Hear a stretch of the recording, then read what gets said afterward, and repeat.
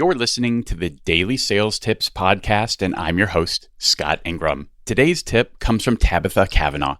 Tab is a colon cancer survivor turned executive sales recruiter. She facilitates unlikely connections that turn into meaningful relationships and believes in people over everything. Here she is. If you've ever lost a sale or you're not quite sure why your prospects are not responding to you, I urge you to ask this one question. What is your preferred method of communication? And I understand, hey, they're not responding to you, so you might not be able to figure that out. But if you poke around a little bit, you might be able to see where they like to hang out.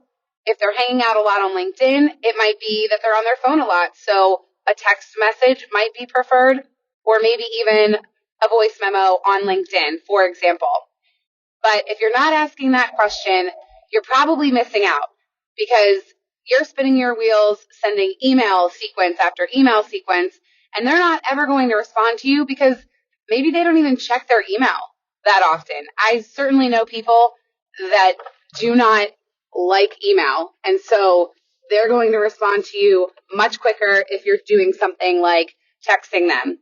So also, it's going to make you stand out in a little bit of a different way because I found that most people don't ask that question and they don't actually care how their prospect or the other person likes to be communicated with.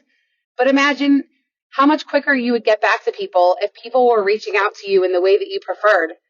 You know, with your friends and family, how many times have you maybe hit ignore on a phone call because you'd rather text?